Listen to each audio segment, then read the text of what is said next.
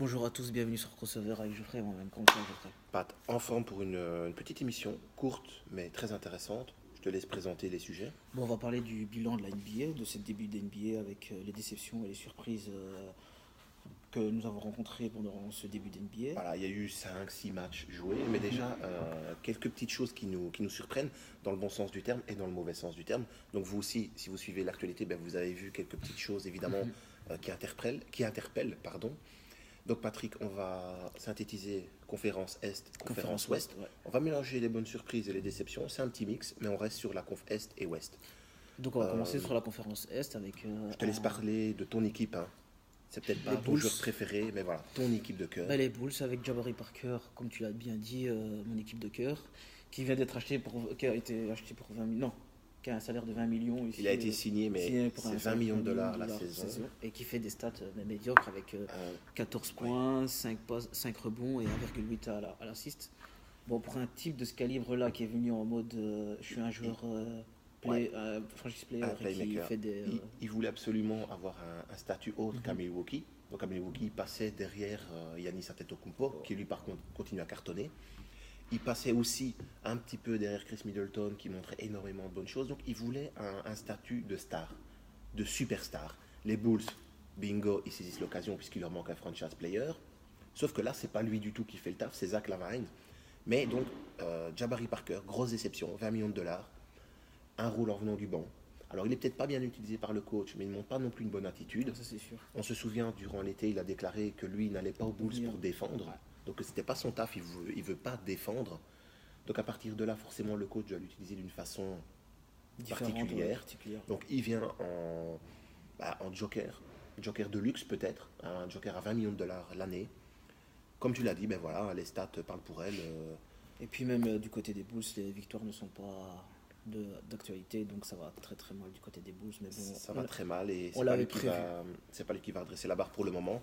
Donc voilà, les Bulls qui ont fait peut-être encore une fois, une de plus, j'ai envie de dire une erreur au niveau de la gestion des finances et de l'effectif. Et puis ici, il y a une petite surprise du côté des rookies, un jeune Ouais. qui est du côté d'Atlanta, qu'on avait Une belle parlé en surprise. preview pour la vidéo des rookies, allez checker ça. C'est Trae Young qui est Trae vraiment ce style un peu Stephen Curry, Mais comparé à Et Stephen qui- Curry d'ailleurs, hein, et qui bat les records de Stephen Curry. depuis déjà une bonne année, Ouais. on le compare à Steph Curry pour le manque de physique, Son shoot à pour 3 points. le shoot à 3 points bien entendu, et cette façon d'allumer de partout sur le terrain. Alors il confirme le bien qu'on pensait de lui. On va voir si ça dure, parce que physiquement, il n'est pas encore prêt au combat NBA. Le bémol, c'est qu'il ne défend pas du tout. Mais comme je l'ai dit, il n'a pas le coffre pour défendre. Par contre, au niveau des stats, il est à 17 points et presque 7 assists. 6,8 pour être précis. Donc, un joueur qui n'a rien à espérer au niveau collectif avec les Hawks, mais qui individuellement est en train de montrer que, même en étant un peu fluet, en étant encore très très loin de son niveau max, bah, il peut peser. Et il pèse dans cette équipe des Hawks. Donc très intéressant de le voir à ce niveau-là. Il a aussi un record. Donc Steph Curry avait établi un record en 2010. 2010, ouais. Donc c'est un record qui date quand même d'il y a 8 ans. C'est un record pour un rookie 35 de points, scorer 35 points et de faire au minimum 10 assists. 10 assists. ce qui est vraiment énorme pour un jeune rookie. De son Et même calibre. pour un joueur confirmé, c'est énormissime. Il a égalé ce record de Steph Curry, record donc, comme je l'ai dit, d'il y a 8 ans. Donc ça le place sur de bons rails. Alors, surtout en sachant quand Voilà. on voit comment Stephen Curry est devenu comme joueur. Exactement. On l'a bien vu déjà dans ce début de semaine avec en mode MVP. En mode 51 MVP, points. On se dit qu'il a l'avenir Voilà. tracé pour avoir une Exactement. Donc grosse marche sur la NBA. Quoi. il y a des interrogations toujours sur sa défense, parce Et qu'il sur ne son défend corps absolument aussi. pas, sur le physique aussi. Mais ça, c'est le point sur lequel il peut le plus facilement s'améliorer. peut aussi Il va en beaucoup salle de travailler, muscu et voilà, c'est c'est bon. parti. Il y a le niveau NBA derrière, donc tu es suivi de façon impeccable. Mais quand tu scores Voilà. 35 points, c'est pas anodin aussi non plus. C'est pas anodin, donc voilà, c'est les portes grandes ouvertes pour lui, donc une belle petite surprise. Et ça fait plaisir de voir ce genre de joueur. Voilà, exactement. Et puis, on va basculer bientôt encore sur la conférence Est avec une équipe que tu apprécies Je les avais- moyennement Je les et que avais. tu aimes beaucoup le coach. J'adore le coach. T'adores le coach. Il Tyronn adore Lue. tellement le coach. Tyronn Lue, si tu me vois, un On te big up salue. spécial pour toi. Donc Tyronn Donc, Lue, je l'ai cassé, je si l'ai vous avez bien découpé en suivi, morceaux. J'ai fait le boucher charcutier toute l'année passée. À chaque émission crossover, pratiquement, je découpais Tyronn Lue en morceaux. Je crois que je vais pas changer mes bonnes habitudes, en fait. tant que Tyronn Lue restera coach, je crois que je vais être vraiment à l'affût pour le découper. Donc on va commencer la spéciale découpe boucherie-charcuterie de Tyronn Lue dès cette émission. Pourquoi? Parce que les Cavs ont déclaré être encore une équipe très sérieuse. Moi, grand naïf que je suis, je les ai crus. Et dans nos previews, d'ailleurs, Patrick, tu en témoignes, je les avais placés en équipe playoffable. Donc je les avais placés à la 8e position, il me semble. Sauf que nos amis des Cavs sont à 0 victoire, à 5 défaites, que Tyronn Lue n'a absolument aucune emprise sur son équipe. On pensait très longtemps que c'était LeBron James qui coachait, et on se disait, quand LeBron va partir, Tyronn Lue va pouvoir enfin montrer son coaching pour tous les autres joueurs présents, et ça va fonctionner. Ça ne fonctionne pas. Pourquoi? Parce que personne ne défend Brock. Parce que J.R. Smith ne connaît pas. Parce que Tristan Thompson a eu des déclats en disant, on est l'équipe à battre à l'Est. Alors l'équipe à battre, oui, mais c'est très facile de les battre.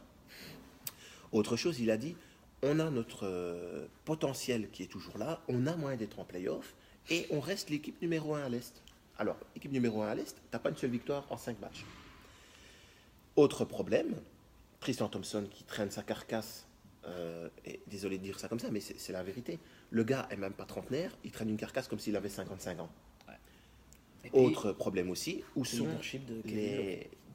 les leaders, donc Tristan Thompson, J.R. Smith et maintenant Kevin Love. Alors j'adore ce joueur, et on en a parlé en bien dans une émission où on parlait des problèmes psychologiques, des problèmes de troubles, etc. Et j'avais dit que Kevin Love a une attitude remarquable. Il s'est livré à ce niveau-là. Mais sur le terrain, moi je parle du game, sur le terrain, là en ce moment, il est absent. Alors oui, il score, mais il ne montre pas la voie à suivre aux coéquipiers. Donc voilà, pour le moment, les Cavs, c'est catastrophique. Donc j'espère qu'ils vont vite se reprendre.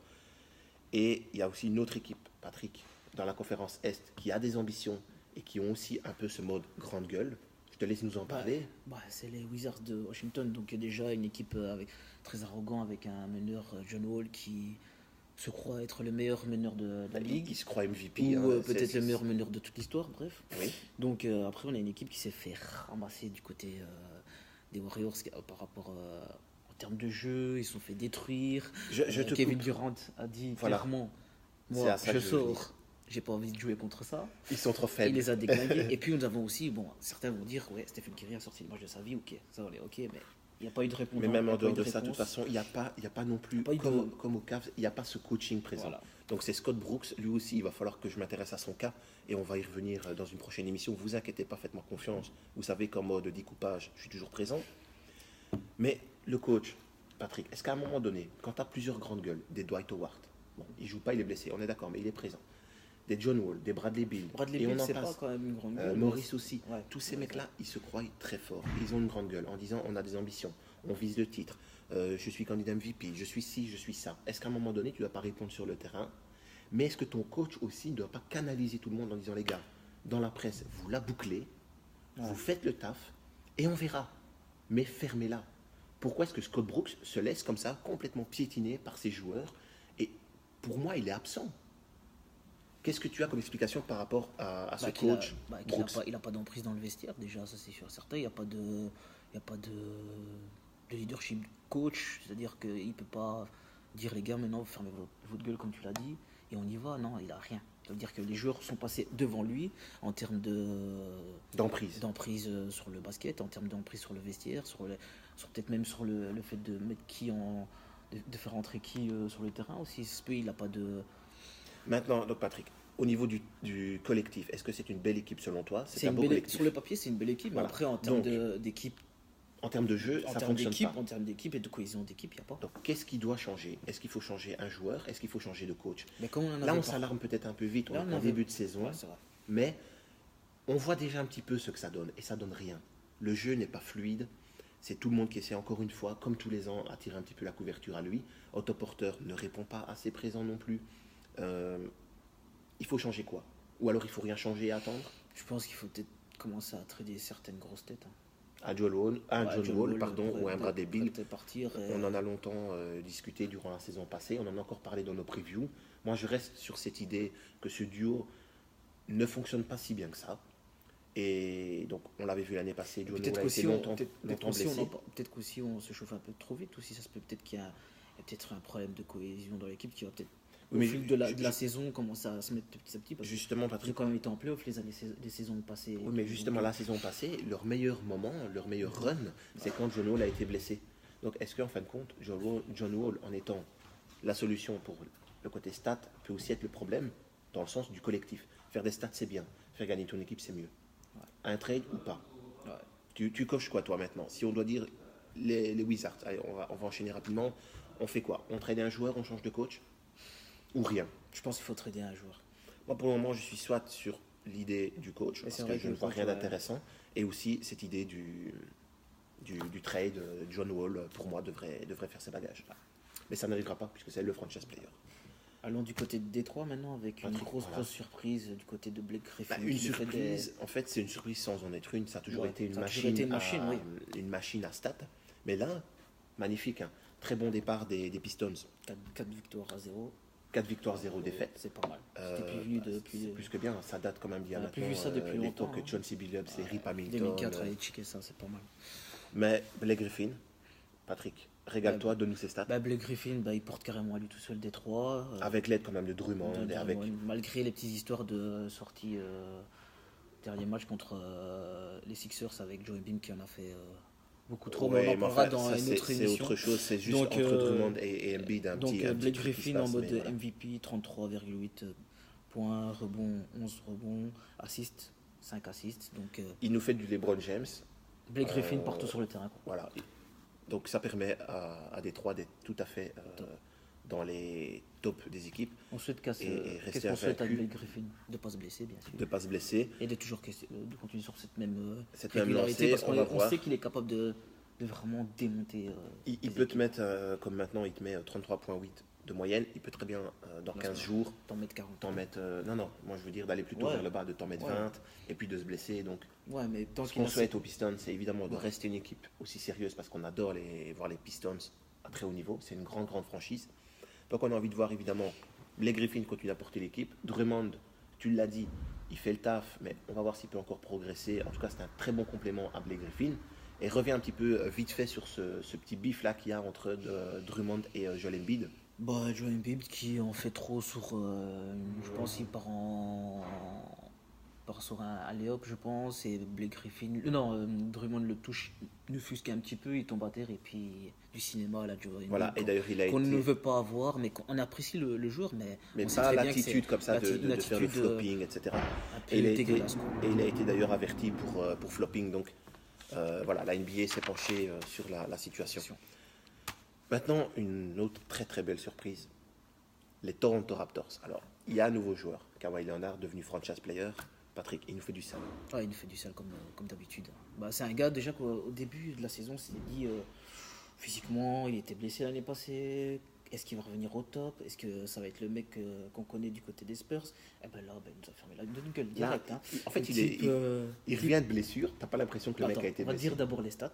Je te laisse dire les Il stats. commence déjà avec 28 points, 2,5 à la passe et 7,8 au rebond. Donc c'est un gars qui il est déjà en train de prendre le leadership du côté de Toronto. En fait, il prend tout. Énormément de scoring, beaucoup de rebonds. et beaucoup Les d'interceptions. assists, on n'est pas forcément dans du très haut niveau. Non. Mais il joue à côté de Kyle Lowry. Et on pensait qu'il y aurait un problème d'entente entre Lowry et lui, puisque Lowry a vu son meilleur pote être transféré. Donc, pour ceux qui ont dormi pendant 2 mois, on le rappelle, DeRozan est parti du côté des Spurs et Kawhi est arrivé au Canada. Et en fait, maintenant, on dirait qu'il accepte la situation, ou en tout cas, il fait le jeu, il fait ce qu'il doit faire. Il est payé, très bien payé pour jouer au basket. Il joue au basket, il alimente Kawhi. Il y a une connexion qui commence à se faire entre eux. En plus de ça, ils ont un banc extrêmement solide et très profond du côté des Raptors. Tu as Serge Ibaka qui fait du bon travail, qui joue en vétéran. La balle circule très bien. Fred VanVleet continue sur sa lancée de la saison passée, donc ça fonctionne très très bien. Le coach fait des bons systèmes, c'est inventif, c'est frais, tu vois. Dwayne Casey a fait de l'excellent travail.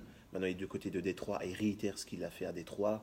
Mais ici, il y a aussi toute cette bonne alchimie. Le groupe vit bien ensemble. En tout cas, c'est ce que ça transparaît. 5 victoires, 0 défaites pour les Raptors. Là aussi, une équipe invaincue et une équipe sur laquelle on avait quelques doutes par rapport à l'intégration de Kawhi. On n'a plus de doutes pour l'instant. Donc voilà, une très belle surprise pour la conférence Est. Donc Alors, on bloque un peu cette conférence Est en termes de surprise et de déception. ouais, en tout cas, c'est ce Là, qui gros, ressort, le voilà, bref, après ouais. une semaine une bonne semaine de compétition, c'est ce qui ressort le plus. Mais évidemment, on va vous parler aussi de la conférence Conférence Ouest. On va essayer d'enchaîner un petit peu plus vite pour vous faire une vidéo pas trop longue. Patrick, Mais là, je te laisse le alors, privilège de nous parler des Lakers, cette franchise mythique des un petit années, hommage aux Lakers. Vous savez bien que j'aime bien sortir les petits t-shirts ou une casquette ou quoi au caisse. Donc voilà, notre ami le Black Mamba, Kobe Bryant, qui était hier soir du côté du Staples Center. qui était présent et qui continue à être très présent d'ailleurs au niveau médiatique, etc. On n'oublie pas bien entendu, peut-être le meilleur Lakers de tous les temps. Donc, alors les Lakers, on a tout dit et son contraire sur eux ces dernières semaines. On disait que c'était une équipe qui allait faire énormément de dégâts avec l'arrivée de LeBron. Puis on a vu le supporting cast qui se faisait et on s'est dit, en fin de compte, il y a des grandes gueules, des Rajon Rondo. Il y a quand même notre ami Lance Stephenson. Il y a Alonzo Ball, qui n'est pas forcément le plus apprécié de tous les joueurs, mais là c'est plus par rapport à ce que son père a déjà déclaré par le passé. Néanmoins, ici, on va resituer un peu le contexte. Il y a eu une bagarre, il y a eu un crachat, des poussées, et un début de saison, très mitigé. Très mitigé. Donc, pour revenir sur ce que je disais, le crachat, c'est Rajon Rondo et Chris Paul qui se fritent un petit peu. Il est insinué, même dit clairement par Chris Paul, que Rondo lui aurait craché dessus. Ils en sont venus aux mains. Brandon Ingram s'est mêlé du truc, a poussé des mecs alors que les mecs ne le regardaient pas, donc il fait des poussées dans le dos, etc. Enfin voilà, une attitude un peu lâche. Donc tout ça pour amener cette équipe à 2 victoires et 3 défaites. Donc c'est plutôt très moyen, Patrick. Moi, je les avais mis en play-off, je crois, 7e, 8e. Toi, tu étais un petit peu plus confiant. Moi, j'étais un peu plus sceptique, un petit peu. Ah non, tu les avais placés plus haut quand même. Hein. Plus haut, ouais. Tu les avais placés un peu plus haut, je pense. Ouais, mais tout dépendait de l'alchimie dans le groupe aussi par rapport à l'alchimie du groupe, bon, elle va bien. D'un côté, du côté LeBron, on a LeBron qui est quand même, en termes de stats, il est là. Presque à 26 points, il est là. 9 rebonds, presque 9 rebonds et 9 passes. 9 passes. Donc au niveau stats, on peut pas lui demander plus que ça. Ouais. Et puis d'un côté, on a un LeBron qui est dans les moments momentum qui commence à un peu à... Il remonte un peu dans les moments cruciaux ce qu'il avait un montré. Peu de fébrilité, quoi. En fait, il était comme ça à Miami. Ouais. Au début, quand il est arrivé à Miami, il était comme ça un peu friable. C'est-à-dire dans les moments chauds, dans les moments où, par exemple, Kobe Bryant, pour le reciter encore une fois, te mettait le 3 points qui te faisait gagner, te mettait les lancers francs qui tuaient l'adversaire. LeBron, il n'a pas cette mentalité du Black Mamba. Il n'a pas ce truc de « je vais vous tuer ». Donc, il rate des lancers. Ouais. Il fait la petite passe alors qu'il aurait pu peut-être aller claquer un dunk. Surtout comme tu vois, match c'est contre les Spurs. C'est des petits détails qui font que les stats, elles sont là. On ne peut pas nier des stats comme ça à 33 ans passés. C'est remarquable. Mais il nous remontre un peu le LeBron de Miami, celui qui se cache un petit peu. Donc j'espère qu'il va changer vite ce côté-là. Du côté du King, il n'y a pas besoin de s'en faire, il va remonter. Ouais, mais j'espère, parce que les lancers francs ratés, des petites choses comme ça, le problème, je pense, du côté des Lakers, c'est l'équipe qui est autour, quoi. Quand tu vois l'attitude d'Ingram sur le terrain, il y a un peu l'apport d'Alonzo Ball en termes de qualité, on le voit pas encore, c'est ça qui est un peu dommage. Il reste en retrait pour l'instant. Je crois qu'il est en train d'analyser un peu comment les autres joueurs jouent, comment ça se passe. Et je crois qu'il va peut-être se montrer un petit peu plus tard dans la saison, en tout cas je l'espère, parce que c'est quand même lui qui normalement fait partie du futur de cette équipe. LeBron est là pour amener quelque chose tout de suite dans l'instant T, et Lonzo doit amener quelque chose pour le futur du club. Et puis Ingram aussi, parce qu'on vient de le dire, Ingram aussi, avec une attitude que moi je déplore. Voilà. Pour revenir là-dessus, c'est une drôle d'équipe, cette équipe des Lakers. Elle peut faire du chaud et du froid en même temps, quoi. Ouais, du chaud et du show.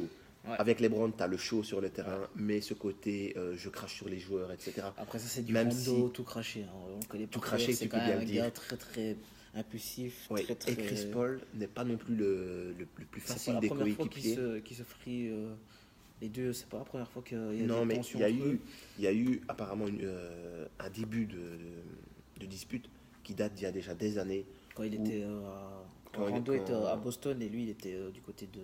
Ouais, Chris Paul était encore du côté de la New Orleans. Et Rondo lui a dit, ouais, moi j'ai une bague, c'est un truc que tu n'auras jamais. Et depuis lors, donc ça fait pratiquement 10 ans que les deux se détestent. Et Chris Paul, d'ailleurs, commence à subir des critiques aussi médiatiques d'anciens joueurs, notamment de Glenn Davis, qui a dit que Chris Paul est un coéquipier horrible. À savoir que Big Baby Davis a joué avec Rondo à Boston et avec Chris Paul aux LA Clippers. Donc il est très bien placé pour parler des deux, même si Big Baby n'est pas le meilleur des coéquipiers non plus. Je rappelle qu'il a été arrêté parce qu'il avait fait un braquage et un truc de menace, enfin soit. Voilà, tout ça pour dire que l'équipe des Lakers a intérêt à se reprendre s'ils veulent voir les playoffs, puisque on rappelle qu'ils ont quand même donné la couleur de leurs ambitions, c'est la bague, la petite bagouze, à un moment donné, d'ici 1 an ou 2 en tout cas. Pour la bagouze, il va falloir encore y mettre un peu plus du sien et plus de sérieux. Mais là, on va aller dans une équipe qui est le contraire des Lakers. Voilà. Un peu les Pelicans. Là, on va souffler un petit peu. Les Pelicans, cette ambiance pesante, on l'évacue. Les Pelicans. Les Pelicans. Je te laisse. Autour d'un Anthony Davis, comme on l'avait dit. Stratosphérique en mode MVP. MVP, absolument. Qui l'avait dit clairement pendant l'été, je veux devenir MVP. Je veux devenir un des meilleurs de l'histoire. Il est en train de répondre. Et puis un Mirotic. Attends, Patrick, avant de nous parler de Mirotic, tu parles d'un mode MVP, donne-nous ses stats, ça va calmer tout le monde. Davis, 30 points, 5,3 à la 6, 13 rebonds. Déjà, les 13 rebonds, tu as des mecs qui s'occupent principalement du rebond et pas de scoring ni de passe, qui n'arrivent pas à 13 rebonds dans leur match. Les 30 points, il est dans les top scoreurs et en plus 5,3 passes. Tu as des meneurs de jeu qui rêvent toute leur carrière d'avoir une moyenne de 5,3. Et je parle de meneur de jeu, le mec qui joue comme poste 5. Ouais. Donc c'est complètement hallucinant. Il fait gagner l'équipe, 3 victoires, 0 défaite jusqu'à présent. Et il est très très très bien secondé, par un ami espagnol. Un ami espagnol qu'on connaît très bien du côté de Chicago. Côté Bulls, ça va Patrick? Tu regardes pas trop le départ de Mirotic? Quand tu vois le départ, c'était une connerie totale, mais bon, on n'en parlera pas. On en a déjà parlé dans une vidéo précédente. Mirotic, qui fait quand même des stats au-delà de ses stats en carrière, déjà. Il est déjà à 28 points, 10 rebonds, et en carrière, il était à 12 points, 6 rebonds. Donc c'est le gars, il est en mode MIP, il est en mode Most Improved Player. Donc pour ceux qui ont un peu de mal avec le langage basket, Most Improved Player, c'est une récompense décernée en fin de saison aux joueurs ayant le plus progressé. Mais Mirotic, clairement, en passant de 12 points, 6 rebonds à 28 et 10, fait évidemment figure de numéro 1 pour cette récompense s'il continue sur cette lancée et si évidemment d'autres joueurs ne font pas aussi une explosion à un moment donné de leur stats. Donc en tout cas sur ce début de saison, parce que là, ce qu'on dit aujourd'hui, c'est la vérité. Mais dans 2 jours, ça peut être complètement passé à la trappe parce que les mecs peuvent complètement s'effacer. Donc c'est vraiment sur ce début de saison, je le précise. Ne regardez pas la vidéo dans 6 mois en disant les mecs se sont plantés. On parle de cette première grosse semaine. Donc du côté des Pelicans, c'est un début de saison très très bon avec déjà 3 victoires, 0 défaite. Et d'ailleurs, moi dans mes previews, je ne les ai pas du tout placés dans ce standing-là. Donc pour l'instant, je me suis trompé. C'est la grosse surprise, quoi. Grosse surprise, très grosse surprise. Donc voilà. Patrick, on a aussi une autre surprise à l'ouest, mais pas très bonne. C'est du côté de Alors là, j'arrive pas trop à l'expliquer. C'est du côté d'OKC, tu l'as dit, le Thunder qui est complètement à la traîne, même plus que ça, qui est à la ramasse. Alors pour l'instant, au moment de cette vidéo, ils n'ont pas encore gagné un seul match. Et ils ont 4 défaites. Et ils ont perdu une défaite très très lourde cette nuit, si vous l'avez vu. Il y a un problème parce que Westbrook a été blessé. Mais là, il revient. Bon, il y a quand même Westbrook. T'as un gars comme Paul George. Ils ont perdu Carmelo Anthony. On s'est dit, il y aura une fluidité dans le jeu. Ça va vraiment fonctionner en duo. Et en fin de compte, ce duo, il me laisse un goût de déjà-vu. C'est-à-dire, on sait que statistiquement, il peut faire des dégâts. Mais j'ai l'impression que ça ne fonctionne pas. Que ce binôme n'est pas fait pour fonctionner ensemble. Dans le sens où chacun a besoin du ballon pour briller. Et au final, on a un Westbrook qui est quand même en train de claquer 22 points, 13 rebonds, 8 assists. Presque en mode triple-double déjà. Il revient de blessure. Donc c'est énormissime. Et un Paul George au scoring 24,5. Bon, pas de problème. Il score beaucoup. Mais j'ai un problème. 6 rebonds. Je trouve que par rapport à sa taille, l'énergie qu'il déploie sur le terrain, il pourrait en choper un peu plus. De plus, il est à 3 assists. Je trouve que c'est un peu léger. Alors, il n'y a pas de victoire, il y a des défaites, et tu as un coach qui reste statique. Un peu comme Tyronn Lue, un peu comme Scott Brooks. Donc, qu'est-ce qui se passe aussi du côté du Thunder, Patrick? Et au-delà de qu'est-ce qui se passe, qu'est-ce qu'il faut faire? Je pense du côté de Thunder, c'est aussi beaucoup de changements par rapport à l'été avec le départ de Carmelo Anthony. Bon, même malgré qu'il n'avait pas l'emprise sur l'équipe, il y avait aussi cette arrivée de Schroeder. Dennis Schroeder, mais qui a fait du bon travail quand même. Il fait du bon travail, mais et puis cette blessure de Westbrook dans les premiers matchs qui a quand même pesé, malgré que ça soit les Warriors. Donc, Patrick, je pense que le coaching, donc pour toi, il n'y a pas de problème. Hein. Non, si, il y a un problème. Je pense que le coaching doit être revu. Doit être revu parce que c'est pas possible d'avoir des joueurs comme ça et avoir 0-4 après 4 matchs de. Donc, le coach, pour repréciser, c'est Billy Donovan. C'est pas normal. Billy Donovan doit revoir son plan de jeu, son système, il doit revoir. Est-ce qu'il doit recadrer Russell Westbrook en lui disant écoute, moi j'aime bien tes saisons. Je pense que Russell Westbrook est assez grand pour savoir qu'ils sont dans la merde. Est-ce que Westbrook, alors il est assez grand, tu l'as dit, le gars est quand même pas loin des 30 ans, je crois. Il a 28 ans, un truc comme ça. 10 saisons à NBA, je crois. Mais est-ce que Westbrook a le recul nécessaire? Tu sais très bien que non. C'est une machine à stats, c'est monsieur triple-double.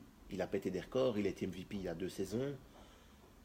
Est-ce qu'on peut attendre de Westbrook une introspection, de se dire ok, je vais calmer le jeu, je vais faire moins de stats, mais je vais faire briller mes coéquipiers? Je ne pense pas. Kevin Durant est parti du Thunder aussi à cause de ça. Il a dit moi j'ai besoin aussi de coéquipiers qui partagent le ballon, et ça m'a fait plaisir d'avoir des coéquipiers comme Steph Curry, Thompson, Draymond Green qui font vivre le ballon et vivre le collectif.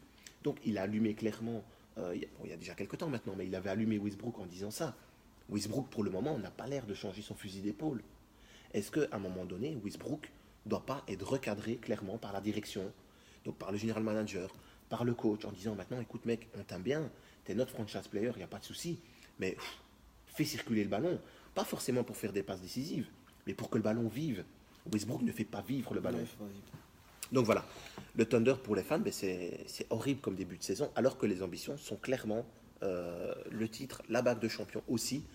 Là, ça démarre sur de très mauvaises bases. Sur le pire démarrage possible. Et bon, voilà, on espère de leur côté de remonter vite la pente parce que ça va partir vraiment en cacahuète. Moi, je pense que c'est les clés de la boutique, elles sont dans les mains de Westbrook, donc c'est à lui à changer son fusil d'épaule. Mais je crois que le coach doit absolument revoir sa copie aussi et recréer quelque chose, des nouveaux plans de jeu où le ballon circule beaucoup plus et où tous les joueurs sont impliqués offensivement. Voilà. Bon, alors, Geoffrey, on va un peu aller. On voyage un petit peu, on va aller au Colorado. Colorado, du côté de Denver, la grosse surprise avec un gars qui fait des stats. Les Denver Nuggets, les stats monumentales. Les pépites d'or. Hein, je vais en parler. Donc, du côté de Denver, c'est 4 victoires, 1 défaite. Avec très bon début, hein, Patrick. Très bon début avec un gars qui s'appelle Nikola Jokic, MVP quand même de cette franchise, qui fait des stats. MVP, on verra en fin de saison. Oui, on verra. Mais je veux dire, de son équipe, c'est le gars qui. C'est le gars sur qui on compte, c'est par lui que tout passe. Donc c'est un gars qui a fait quand même des stats monumentales en faisant presque du 100%. Il a fait un match où il a fait du 100%, et ce début de saison est très très sale. Il est en train d'exploser tout. Il a 23 ans. Il a 23 ans. Des stats 23 points, 10 rebonds, 6,2 à l'assist. Donc c'est un gars qui vraiment, il est vraiment au top. Est-ce qu'il n'est pas en train de nous faire du Anthony Davis? Dans un autre style de jeu, beaucoup plus lent, moins aérien. Un peu plus un bon gros shoot à 3 points sur la ligne. Davis aussi. Avec une mécanique de tir très très bizarre. Oui, mais en dehors de ce fait-là, je trouve qu'au niveau des stats et au niveau de l'emprise sur l'équipe, il nous fait du Anthony Davis. Il est énorme, surtout par rapport à son âge. 23 ans, donc on ne s'attendait pas forcément à ce niveau-là, Patrick. Et puis il est bien accompagné aussi, du côté de Denver. Très bien accompagné, il y a aussi un bon coaching. Et le ballon, on y revient pour le Thunder qui circule, où le ballon ne circule pas. Du côté Nuggets, par contre, il n'y a pas de souci, ça circule, tout le monde est impliqué. Patrick, moi je les avais mis en équipe il ne faut pas oublier de dire aussi qu'ils ont une grosse défense, ils ont gagné un match. C'est une des meilleures défenses de la Ligue. Time avec un gros contre de Jokic contre les Warriors sur le jeune là. Je sais plus comment il s'appelle du côté des Warriors, il a dunké, il a contré. C'est vraiment une grosse défense, c'est une équipe qui est vraiment bien en place pour ce début de saison. Et je te laisse continuer, excuse-moi de t'avoir interrompu. Il n'y a pas de problème, Patrick. Donc, Jokic, on sait que c'était un très très gros joueur sur lequel tout allait passer. Mais là, 23 ans, il y a encore une marge de progression phénoménale. Donc, peut-être un candidat aussi au titre MVP. Cette équipe de Denver, moi je les ai mis en équipe de playoff. Tu étais un petit peu moins confiant que moi. Donc on verra évidemment sur la durée, mais en tout cas, une équipe où tu as un joueur comme ça, franchise player, qui cartonne tout, avec des Paul Millsap, Gary Harris en fidèle lieutenant et très complémentaire du jeu de Jokic, pour Denver, c'est une très très belle surprise. Très très mal. Ouais. On va rester maintenant, Patrick, dans une région montagneuse aussi. On va aller du côté de Minnesota avec de nouveau un ancien Bulls. Donc là, Beaucoup je de te laisse. Même beaucoup de Bulls. Beaucoup Ah oui, de Bulls. je dis un ancien nom. On a Jimmy Butler, D-Rose, on a Taj Gibson. Il y en a une Là, du tripotée. côté, Donc je te laisse nous présenter cette surprise. Ouais. Au niveau déjà, donc tu vas nous parler du bilan collectif, Déjà du bilan collectif, mais individuel aussi des joueurs. Déjà du bilan collectif, ici on a 2 victoires, 3 défaites du côté de Minnesota. Donc pas terrible pour une équipe, on le rappelle, qui a quand même vu la couleur des playoffs la saison passée. Avec des bons joueurs. Qualifié de justesse, d'ailleurs face à Denver, je le rappelle encore, mais lors du dernier match de la saison et en prolongation.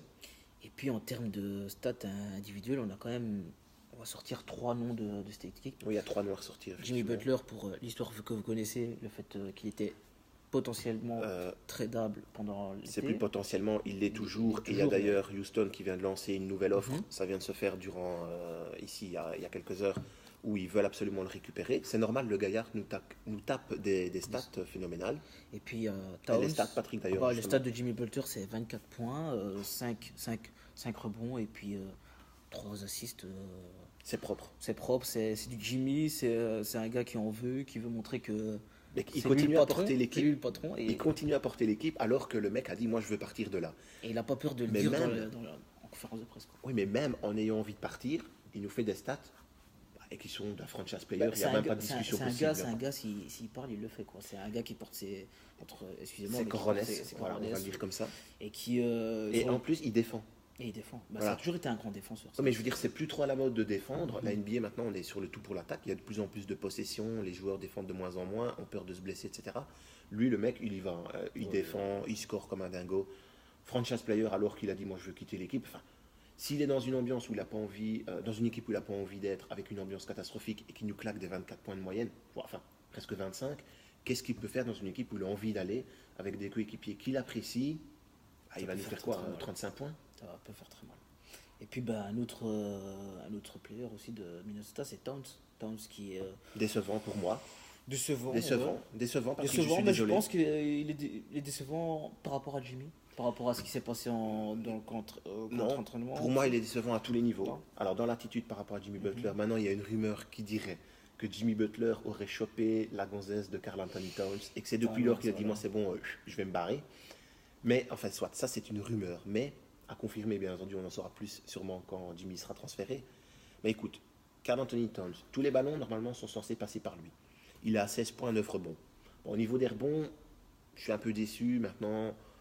Voilà, il peut franchir un cap. Il l'a déjà fait. Mais 9, c'est convenable, sans plus. Par contre, tu n'es même pas à 17 points par match. Comment un gars par qui tous les ballons sont censés passer, qui est encore en plein dans une ascension, qui est franchise player, qui est jeune surtout. Ben oui, il est en pleine ascension au niveau de l'âge, en pleine progression. Là, il régresse complètement, il claque 16 points par match. Trae Young, en tant que rookie, avec un physique de brindille, en claque plus. Donc je suis désolé, il n'y a pas d'excuse. Karl Anthony Towns, il s'efface. Il est complètement en retrait. Je pense que c'est aussi pour montrer le désaccord par rapport à la présence de Jimmy Butler dans l'effectif. Cette équipe qui a vécu les playoffs la saison passée avec 2 victoires, 3 défaites commence très très mal. S'il n'y a pas une reprise psychologique de la part de Towns et même d'Andrew Wiggins d'ailleurs, on peut aussi le mettre dans le même truc. On a l'impression que les deux jouent avec du 2 de tension. Il y aura un problème pour les Wolves.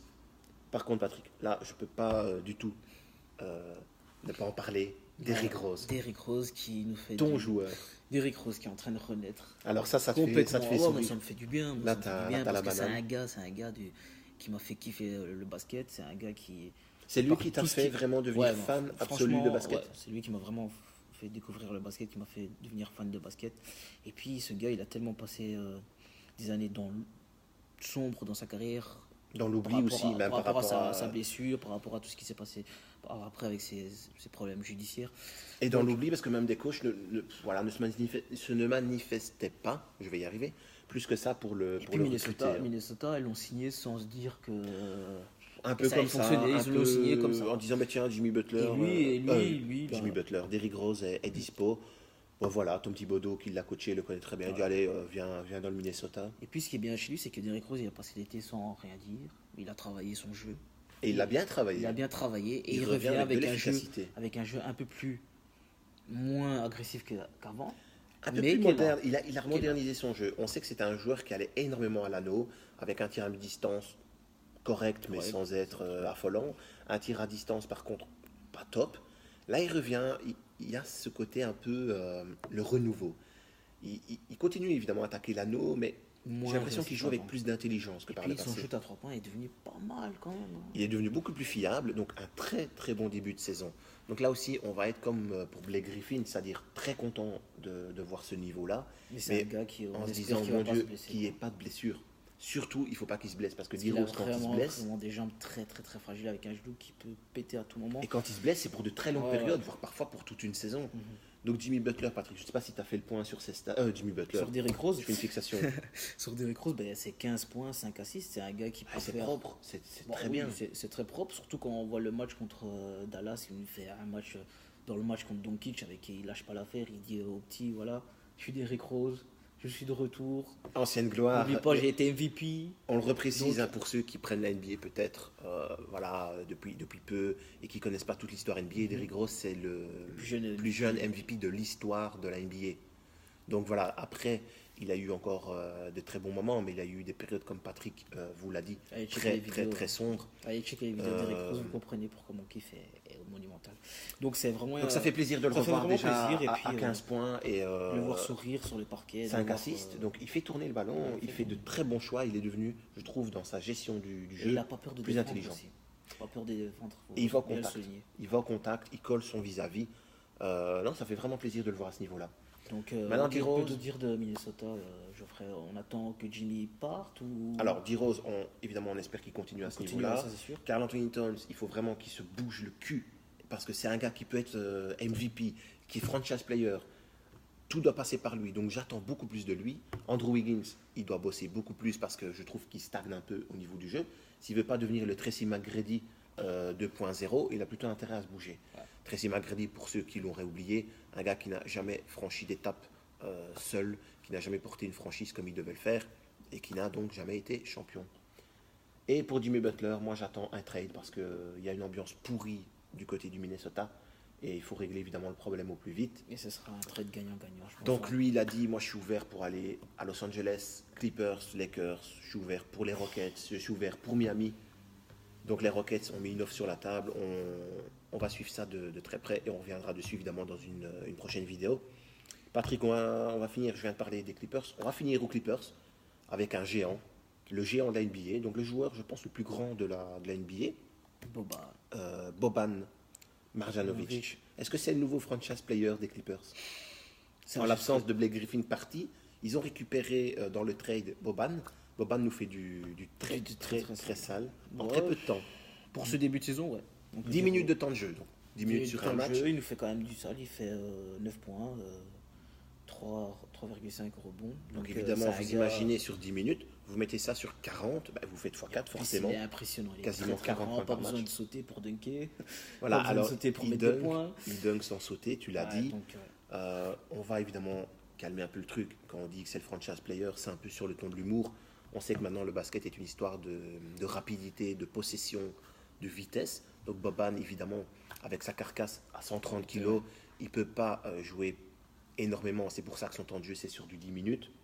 Mais je voulais qu'on en parle parce que sur peu de temps de jeu, un gars qui maintenant a 30 ans et qui a encore la motivation, cette envie et cette rage de vaincre, nous claque 9 points, 3 rebonds 5 en 10 minutes, c'est génial. Donc forcément, beaucoup d'humour dans cette petite news où en fait Boban est quand même un joueur qu'on adore. c'est un gars qui est vraiment cool. C'est un type qui fait souvent rire du côté NBA. Ouais, et on l'a vu aussi dans un film, Ouais. on va pas dire le nom, mais enfin, quoique tu peux le dire si Ouais, tu t'en tu peux le souviens. dire, ouais. Ce film avec Keanu Reeves, mais voilà. Ouais. Et ben, je pense que c'est du côté de Doc Rivers de savoir l'utiliser comme tu l'as dit, 10 minutes, faire autant Ouais, utilisé avec parcimonie. de stats, mais- c'est pas mal. C'est vrai qu'après, peut-être l'utiliser un peu plus longtemps pour voir qu'est-ce que ça peut donner. Pourquoi pas sur 15-20 minutes? 15-20 Maintenant, le minutes, problème, ouais. Patrick, c'est toujours le même. La NBA, ça va de plus en plus vite. Il faut courir, il faut vraiment, même plus que courir. Maintenant, c'est galoper. C'est des possessions où on calcule sur 6-7 secondes. Avant, c'était, il y a la possession, les 24 secondes, on use les 24 secondes pour trouver la meilleure possession possible, le meilleur angle d'attaque. Maintenant, c'est sur du 6-7 secondes. On se dit, voilà, on remonte le terrain en 3 secondes, on fait la ça, passe qui fait- tel et- déplacement, ça fait 4 secondes, 4 et demi, boum, on prend le tir. Tu vois? Avant, on gérait. Maintenant, on est à plus de 100 possessions par équipe, par match. C'est le record absolu. On est en train de tout exploser à ce niveau-là. Donc, Boban n'est plus dans ce registre du basket actuel, mais ça fait plaisir de voir un grand comme ça, encore très efficace, et ça fait plaisir aussi pour les Clippers.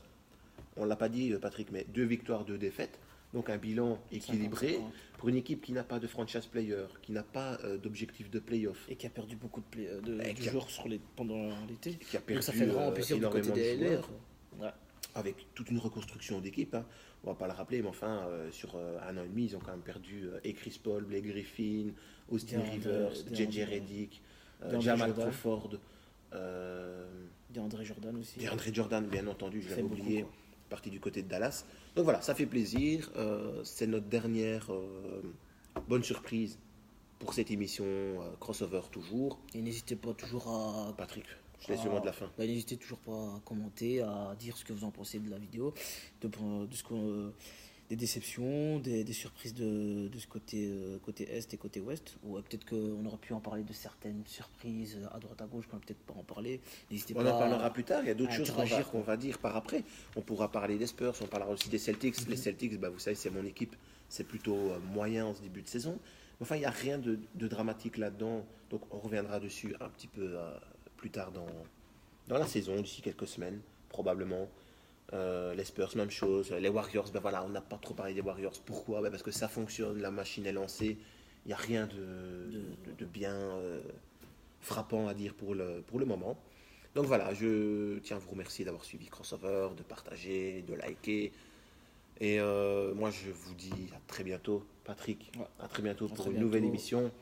On va de nouveau traiter de l'actualité basket. Et suivez-nous sur Facebook, sur YouTube, on est là. Voilà. Il a tout dit. Faites ce qu'il vous a dit. Peace.